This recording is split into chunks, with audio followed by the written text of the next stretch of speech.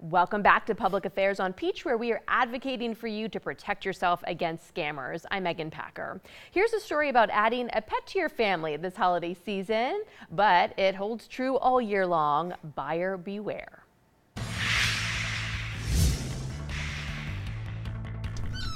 If you're looking for a pet to put a bow on, the best piece of advice we can give is to see that pet in person before you buy. We're coming home. I've been looking at her since yesterday.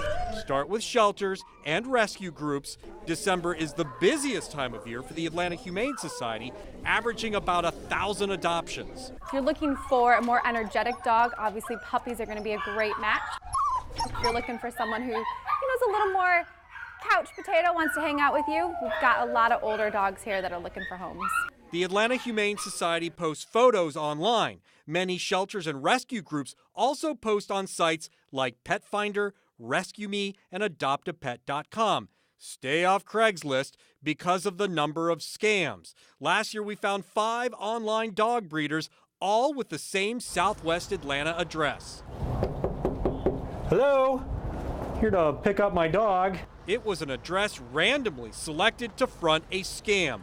Unsuspecting buyers gave away thousands of dollars.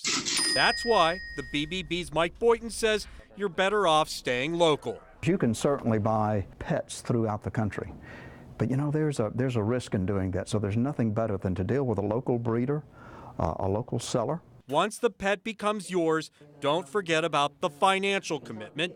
The Atlanta Humane Society estimates the cost of pet care for the first year will be somewhere between $400 and $1,300.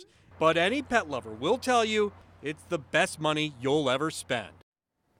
And we are back with Mike Boynton with the Better Business Bureau, talking about other ways that you can protect yourself this holiday season. Mike, let's talk about gift cards. It's a really popular gift, easy, but the scammers also have their eyes on these. Right. If there's a way to make money, the scammers are going to be involved in it. And with the nature of the season, absolutely. Gift cards are always going to be a popular feature and an easy gift to buy for our friends and loved ones. So what do scammers do? How do they take advantage of them? I mean, typically, let's talk about the gift cards. And I think that those are nice and easy, but you want to be careful about where you buy those gift cards. Certainly, we've gotten reports of people actually buying gift cards, people selling them on the street. That is a big red flag. You don't, you're opening yourself up to fraud and abuse for any item that you buy on the street. So you need to be cautious about that. Go directly to the store. Buy the gift card from the store, or buy one of the Visa, American Express, that gives you a lot of flexibility with your gift card. But make sure the gift card it is valid. Look at the expiration date. Know what the terms are. Make sure it's not been scratched off. Quite often you'll have a code on there.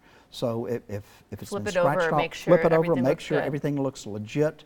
Obviously you can counterfeit many things these days, so you want to make sure you protect yourself. And if you deal with a reputable dealer, a reputable retail operation, that will save you some money, and you'll not lose your money or be taken advantage of. I guess it wouldn't be a bad idea to check the balance maybe right away as well. Well, no, exactly. When you buy right, it, make sure the money's on it. Certainly. I mean, there are gift cards typically from $25 and up. When you buy those $50, $100 or more, there's more, especially when you're spending that kind of money. Make sure you buy it in the right way from the right source. Let's talk about charitable giving. We like to give this holiday season, this time of year. How do you even know where to begin to donate? Well, we are fortunate in this country. American consumers are very charitable, and they want to help others, especially at this time of the year. So we always urge, and before you make a donation, know who you're dealing with. There are many different organizations. There are many scammers that will pose to be supposedly reputable nonprofit or charities, but they're not. I mean, we've had reports constantly, especially during the holidays or during disasters.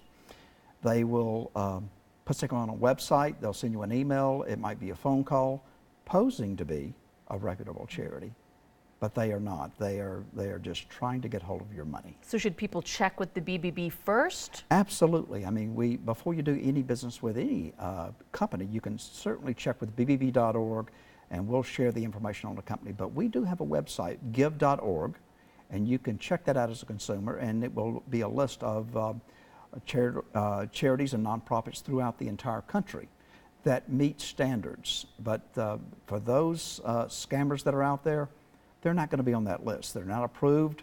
They don't meet the high standards that we insist upon. And quite often, they'll set up a fake charity to try to get that money, and little or no money goes to the public. So do your homework first, for sure. How about charitynavigator.org? What's that website? Again, another good source. You have to meet to be approved and to be on that source of information. You've got to meet standards. You've got to it's organization based. You have to have a certain number of board of directors. It's got to be just not a family-owned organization.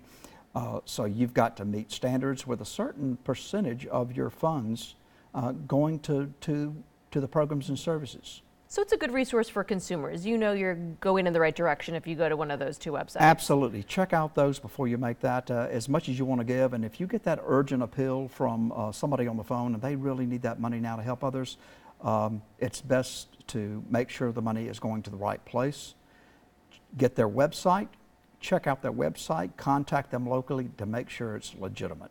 Got it. All right, Mike, thank you. Sit tight because we've got a hot button issue coming up in just a little bit. Do you get those annoying calls that almost duplicate your own phone number? I've gotten them. They have a name. They are called neighbor spoofing. We'll tell you who is behind them and what you can do about it, if anything, when we come back.